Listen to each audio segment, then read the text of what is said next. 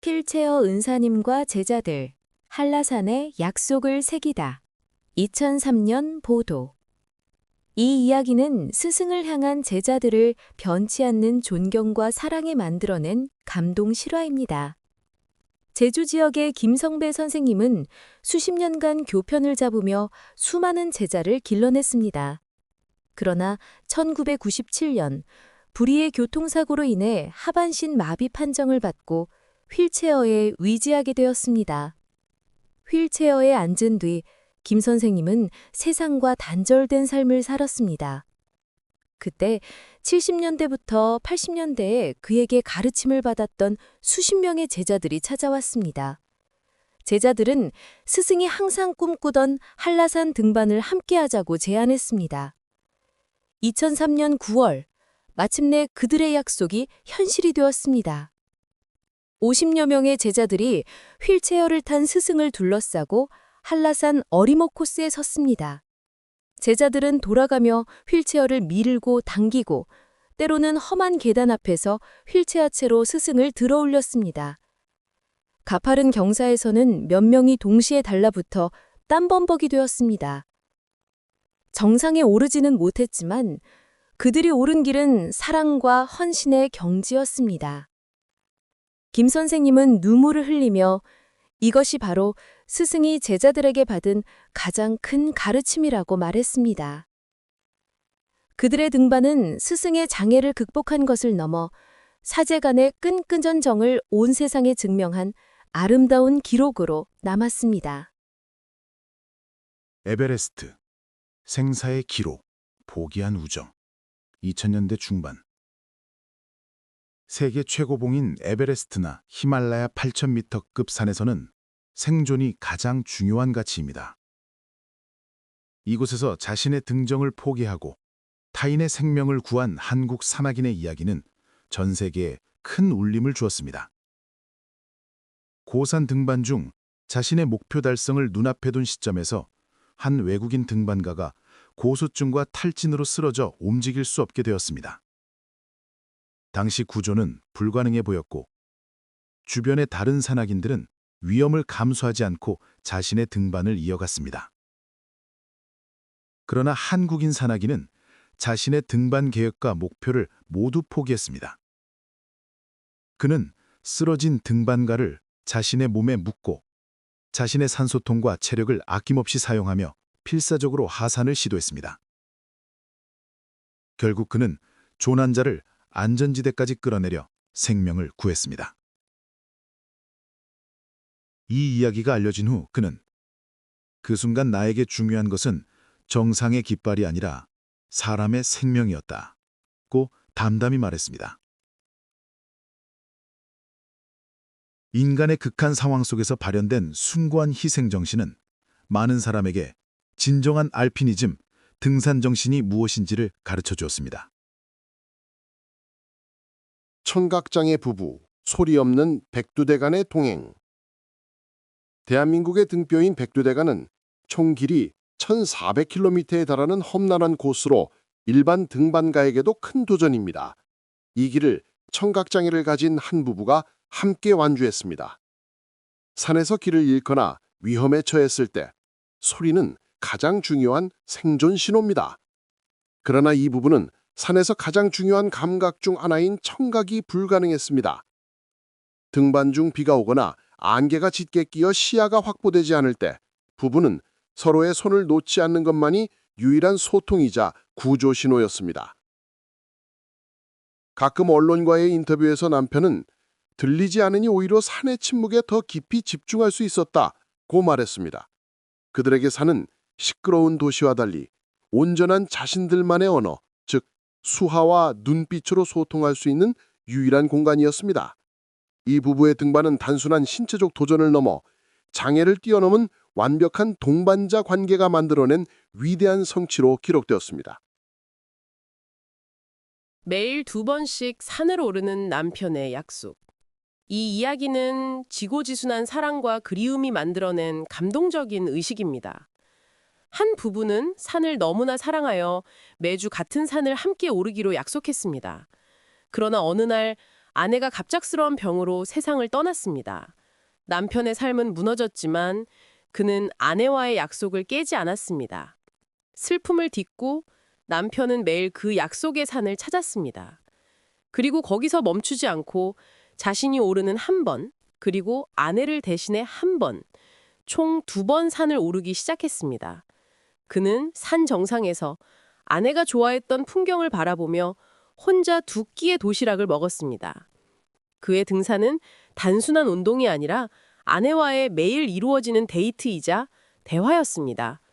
주민들은 그를 부부 등반가라고 불렀으며 그의 헌신적인 사랑과 그리움은 산을 오르는 모든 이들에게 깊은 울림을 주었습니다. 조난자에게 외투 벗어주고 익명으로 사라진 의인. 혹독한 추위가 몰아치던 겨울산. 한 30대 남성 등산객은 저체온증으로 쓰러져 의식을 잃어가고 있었습니다. 몸은 눈으로 덮여가고 있었고 구조대가 도착하기까지는 시간이 더 필요했습니다. 절망적인 상황이었습니다. 그때 중년의 등산객 한 분이 그를 발견했습니다. 자신의 힘으로는 그를 끌고 하산할 수 없다고 판단한 중년 남성은 망설임 없이 자신의 두꺼운 외투와 모자를 벗어 쓰러진 남성에게 덮어주었습니다. 이어서 자신의 따뜻한 물통과 비상식량을 그의 곁에 두었습니다. 구조대가 도착했을 때 조난자는 중년 남성의 도움 덕분에 체온을 유지하며 생명을 건질 수 있었습니다. 구조대원들이 주변을 수색했지만 도움을 준 중년 남성은 이미 자취를 감춘 뒤였습니다. 구조된 남성은 필사적으로 자신을 살린 익명의 영웅을 찾았습니다. 수소문 끝에 그가 남긴 쪽지나 연락처도 없다는 것을 알게 되었지만 후에 단서를 통해 그가 겨울산에서 누군가를 돕는 것은 산을 오르는 사람의 당연한 도리라고 말했다는 것을 전해 들었습니다. 이 이야기는 생사의 기로에서 자신의 안전보다 타인의 생명을 먼저 생각한 익명의 산사나이의 숭고한 인간애를 보여주며 큰 감동을 주었습니다. 암투병 중 100대 명산 완등으로 얻은 완치. 2010년대 중반. 유방암 3기 진단을 받은 한 여성은 절망 대신 삶의 목표를 택했습니다. 독한 항암 치료의 고통 속에서 그는 대한민국 100대 명산을 모두 오르겠다는 목표를 세웠습니다. 많은 사람이 치료에 전념해야지 무리해서 산에 오르면 안 된다며 만류했습니다. 하지만 그녀는 누워만 있으면 병이 나를 지배하지만 산에 오르면 내가 병을 지배할 수 있다고 생각했습니다. 산을 오르는 동안 그녀는 고통을 느낄 때마다 이것은 항암제의 고통이 아니라 살아있음의 고통이라고 스스로 되뇌었습니다. 땀과 함께 독한 약기운을 밖으로 배출한다는 믿음으로 그녀는 한 봉우리씩 정복해 나갔습니다. 100대 명산 완등을 마쳤을 때 그녀는 건강도 되찾았습니다. 병원에서 검사 결과 의사들은 놀라움을 금치 못했고 그녀는 산에서 얻은 긍정적인 에너지와 강인한 정신력이 투병 과정에서 가장 큰 치료제였음을 고백했습니다. 뇌경색 1년 시한부, 산에서 10년의 기적을 얻다. 2015년경 보도. 박찬준 씨의 이야기는 절망의 끝에서 산이 어떻게 삶을 되돌려 놓을 수 있는지를 보여줍니다. 평범한 가장이었던 그는 50대에 혈관이 막히는 뇌경색으로 쓰러졌고 의사에게서 이제 1년을 넘기기 어렵다는 청천벽력 같은 선고를 받았습니다. 당시 가족들은 눈물바다가 되었고 삶의 의욕을 완전히 잃은 그는 병상에 누워 죽음만 기다렸습니다. 그러나 그는 문득 남은 시간을 병원에서 보내기보다 자연 속에서 살아있는 자신으로 보내겠다고 결심했습니다. 모든 치료를 거부하고 홀로 강원도의 깊은 산골로 들어갔습니다. 가족들은 그를 말렸지만 그의 결심은 단호했습니다. 산에서 그가 한 일은 단순했습니다. 매일 맑은 공기를 들이마시고 땅을 일구어 땀을 흘리며 흙과 함께 사는 것이었습니다. 처음에는 걷는 것조차 힘들었지만 독한 마음으로 작은 밭을 만들고 나무를 심으며 움직였습니다. 그렇게 1년, 2년이 흘렀습니다. 몇 년 뒤 병원을 찾아간 그의 몸 상태는 의료진조차 믿기 힘든 수준이었습니다. 뇌경색의 하유증은 남아있었지만 시한부 선고는 무의미해졌고 그는 건강하게 산속에서 생활하고 있었습니다. 그는 방송 인터뷰에서 말했습니다. 내가 산에 나를 버렸더니 산이 나를 살리더라.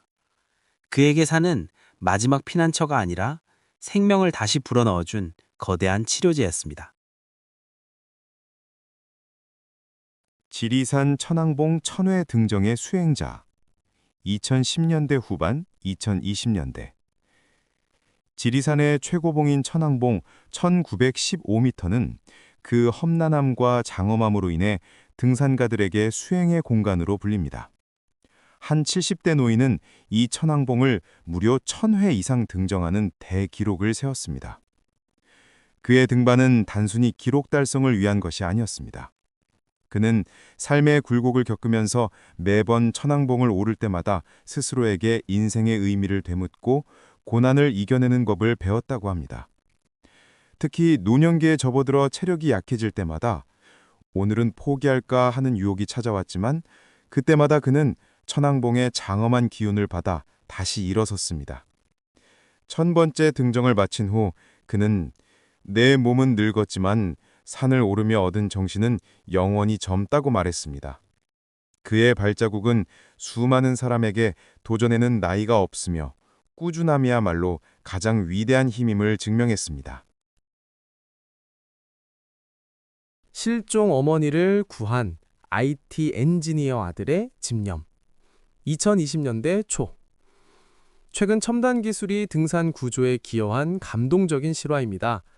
홀로 산에 올랐던 어머니가 조난을 당했고 휴대전화 배터리가 방전되기 직전 아들에게 주변 풍경이 찍힌 사진을 한 장 전송했습니다.